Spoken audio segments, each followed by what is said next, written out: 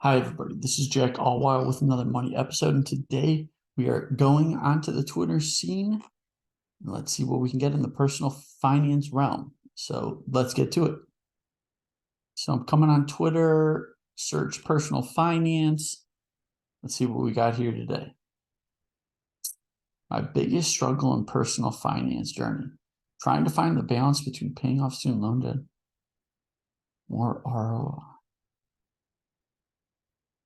Now, before I even read this, the comments, that is, I mean, if your debt is, anywhere over, 5, 6, 7%, I mean, would you rather risk it in the stock market and maybe get 7, maybe get 10, maybe get 20, but also maybe get negative 20, negative 10%? I mean, just pay off the debt. That is not good. Just pay it off. And so here, let's see what the comments say on this one. Yeah, Kevin comments on the interest rate.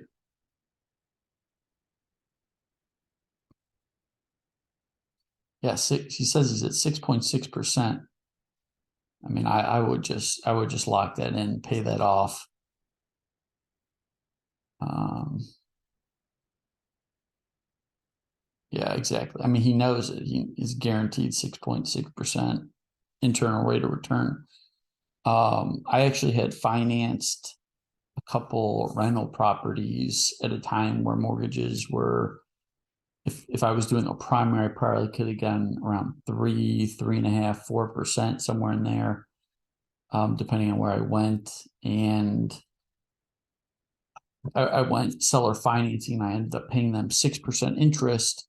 And because it was a higher interest rate just to get into the deal, because I had trouble getting financing at the time, over the next 2 years, I just aggressively paid that off and locked in the 6% instead of thinking around, maybe getting 6, maybe getting 10, maybe getting 20, but also maybe getting negative 10 or negative 20. Just pay it off, lock it in, get on with your life, get debt out of the way. Interesting. But I will say nothing feels better than making the last payment. Yeah, I agree. It's a very freeing feeling when you free up that money that was normally going to pay something off. Okay, so that's interesting one. So shout out to Jordan Garcia on that one.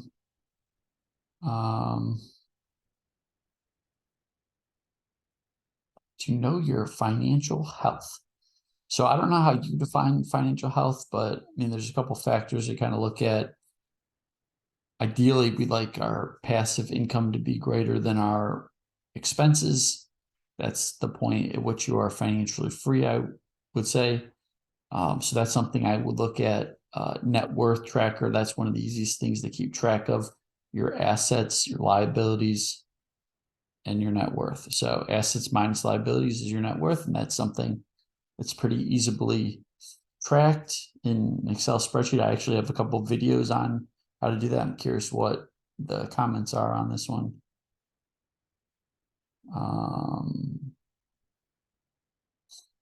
Okay. Financial assessment. So Alex Financial Coach has this. Maybe this is the financial assessment.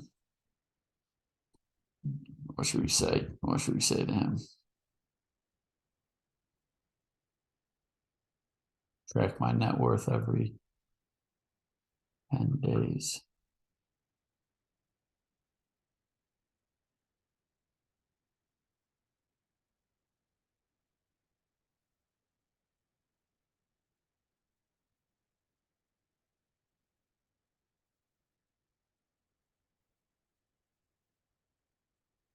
I actually heard an interesting couple of metrics the other day. One was here, I actually wrote them down: assessing your leverage. And if you do your principal, interest, taxes, and insurance, plus all your monthly expenses over your gross monthly income, if that is less than 36%. I heard that from a CFP. So that's an interesting leverage ratio. It could be useful, but I'm curious what this Alex financial coach is going to say to that. Let's keep going. Let's do a couple more.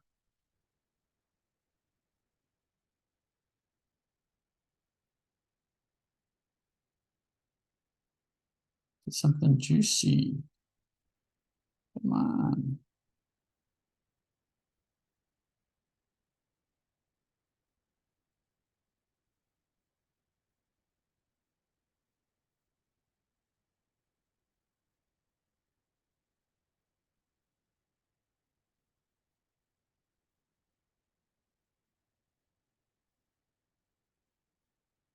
Through that. I think once you realize that dollars correspond to your life energy. So if you're spending your dollars, you literally have to replace that in some way through life energy if you can't create those on your own. And I think once people start thinking in that way, they start making decisions in a different manner.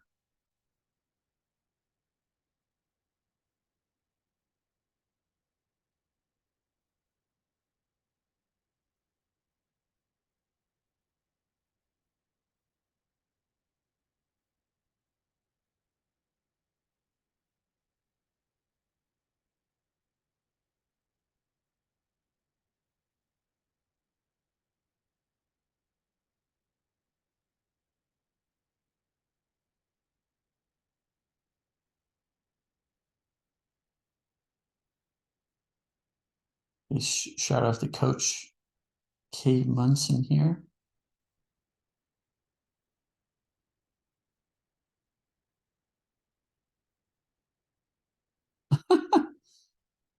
Okay, so I think a lot of people kind of can relate to this at one point in their life of irresponsible spending.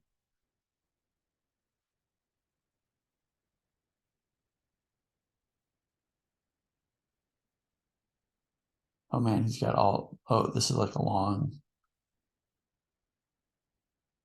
live within your means, don't depend on a paycheck, budget monthly, invest in financial education. I mean, Psychology of Money was really a fantastic book. Convert active income to passive.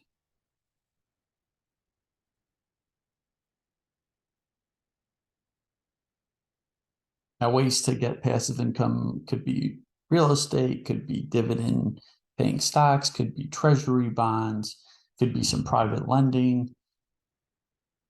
There's all sorts of ways to create passive income. Diversify, prioritize.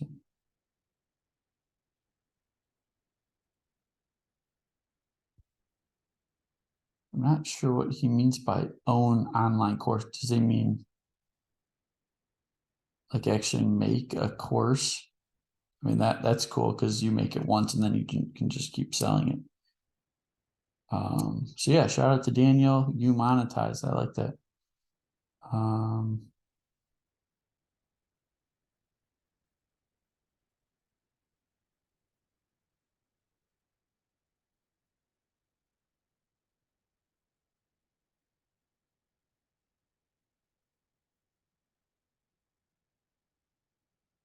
Let's see what he says by this.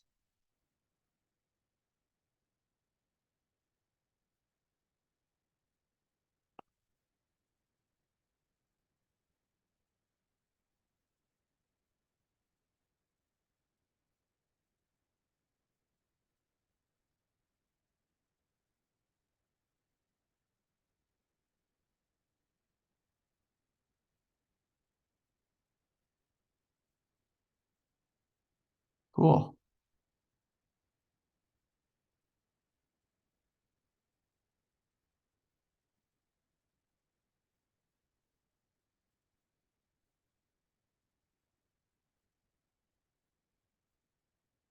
So with that, guys, I hope you enjoyed this episode. Please like and subscribe.